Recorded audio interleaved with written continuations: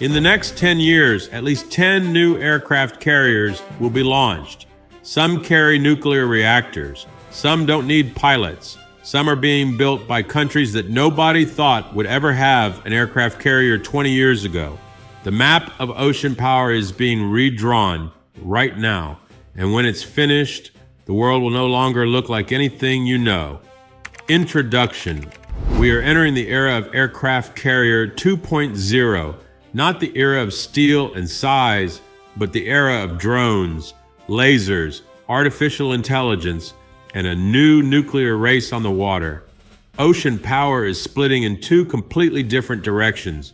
Superpowers expanding through massive nuclear warships, while mid-tier nations are changing the rules of the game with asymmetric technology that nobody predicted.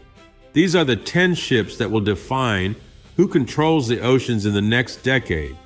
If you believe America will still dominate the oceans in 2036, type dominant in the comments. Let's start with the one holding the throne, America. And the story begins with a very expensive mistake.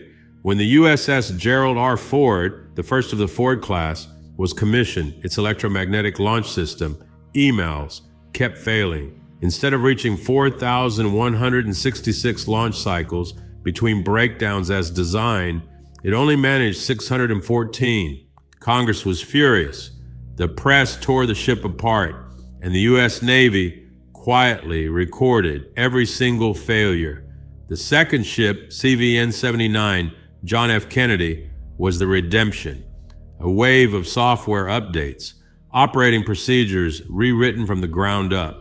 The troublesome dual-band radar DBR was replaced by the more reliable ANS-PY-6V3 system, the same radar being fitted on the Navy's most modern destroyers. After 2029, CVN-79 will be home-ported at Naval Base Kitsap Bremerton on America's West Coast. To prepare for that, the Navy spent $145 million just to upgrade the base's electrical grid, enough to run EMALS. That wasn't a waste. That was the clearest possible signal of strategic intent. A deterrent stranglehold aimed directly at China, right across the waters stretching from Japan down to Taiwan and the Philippines, where Beijing is fighting for every nautical mile. Next comes CVN-80, and it carries the name no American can hear without feeling something. Enterprise. This is the 9th aircraft carrier and the 3rd ship to carry that legendary name in U.S. Navy history. To forge an undeniable connection to the past, engineers melted down 35,000 pounds of steel from the first nuclear carrier, CVN-65, and cast it directly into the hull of the new ship. 4 portholes from CV-6, which fought in World War II, were removed and reinstalled on the modern vessel. History wasn't buried. It was cast straight into steel. And to make sure the budget didn't spiral out of control, the U.S. Navy signed a 2-ship buy contract, purchasing materials for both CVN-80 and CVN-81 at the same time.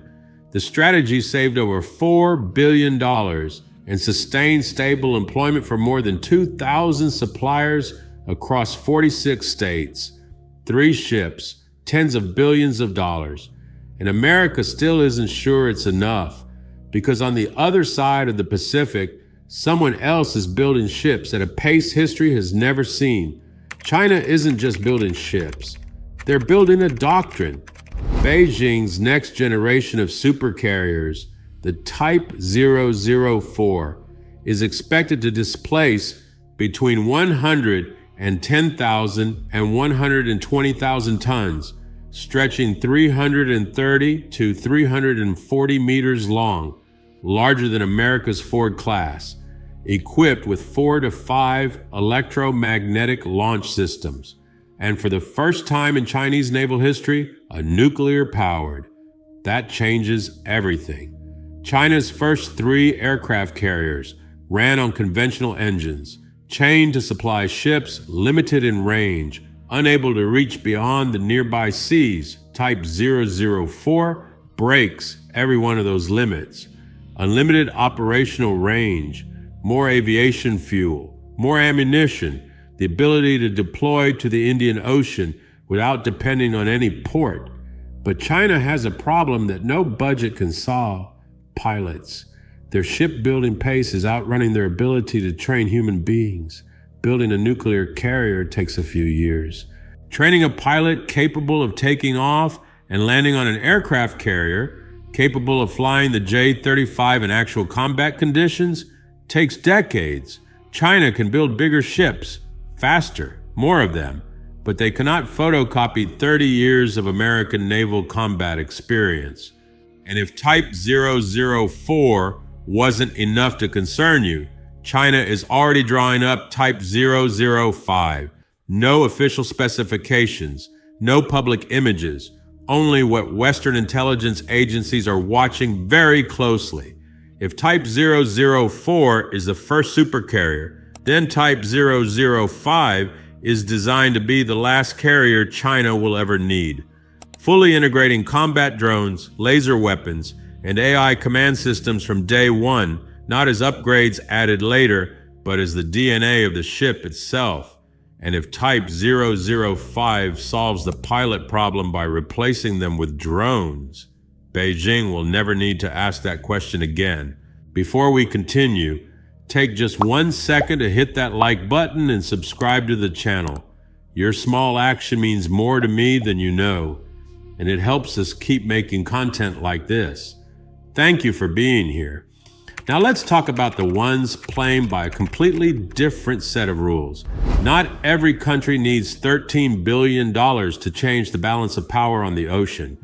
In 2019, America kicked Turkey out of the F-35 program after Turkey purchased Russia's S-400 air defense system, a move Washington considered a direct threat to NATO security. That should have been a humiliating defeat. But Turkey turned it into a revolution.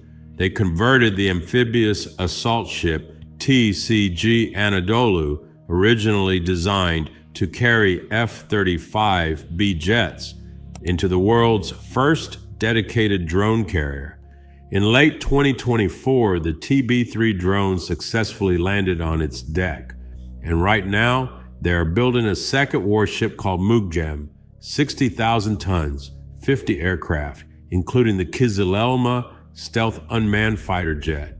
No pilots needed, no F-35 needed, no permission from America needed. Not far away, another country is doing the same thing, but in a far more subtle way. Japan. Japan's peace constitution prohibits offensive aircraft carriers, so they called JS Kaga and JS Izumo multi-purpose destroyers. In October 2021, an American F-35B successfully landed on JS Izumo. That was a historic milestone. And right now, they have just completed the conversion of the second ship, JS Kaga, reshaping the bow into a flat rectangular deck and coating it with a special heat-resistant paint to withstand the 1500 degrees Celsius exhaust from the F-135 engine. Technically, that is a real aircraft carrier. It's just that nobody is allowed to call it that. South Korea chose a different path, and perhaps the smartest one. The light carrier project CVX was canceled by South Korea's National Assembly in May 2025. The reason? They realized a truth no manufacturer ever wants to say out loud. An aircraft carrier cannot sail alone. It needs an entire escort fleet, 3 destroyers to protect against enemy missiles and submarines, 1 submarine patrolling beneath, and 2 logistics ships carrying fuel and ammunition behind.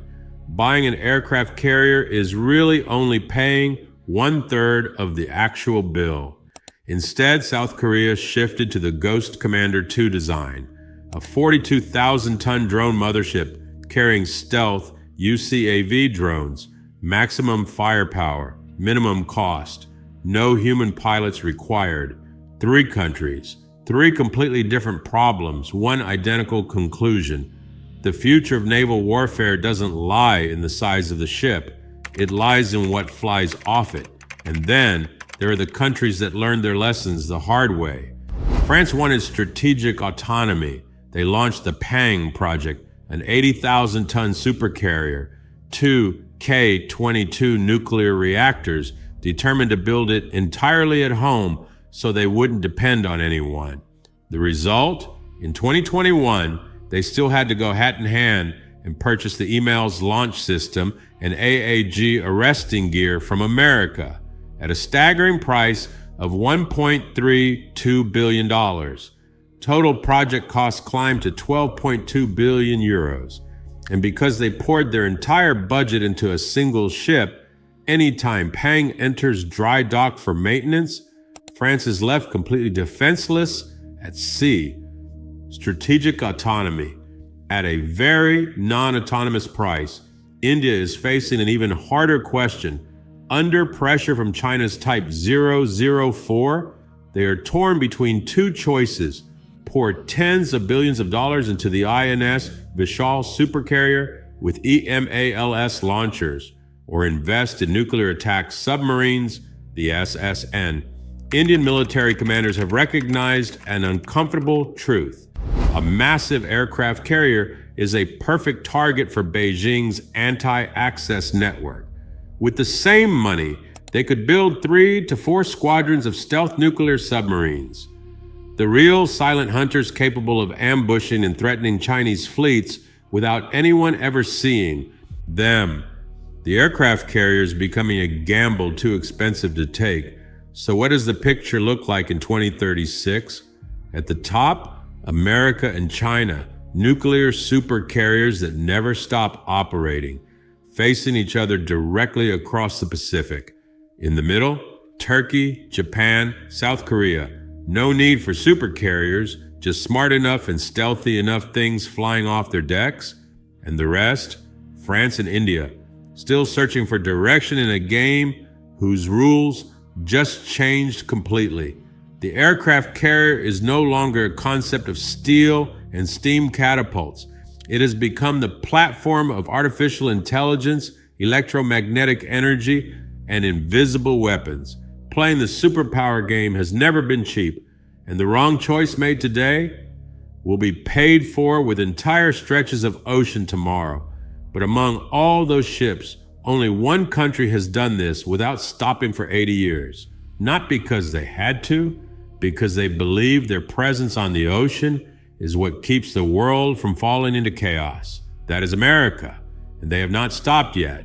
That is the 10 aircraft carriers that will reshape the map of ocean power from 2026 to 2036. 10 ships, 6 nations, 1 decade to change everything. And in your opinion, by 2036, which country do you think will dominate the oceans? America, China, or someone you never expected? And tell me in the comments. I read every single one. If this video opened up a new perspective on the naval power race, hit that like button and subscribe so you don't miss what's coming next. I'll see you in the next one.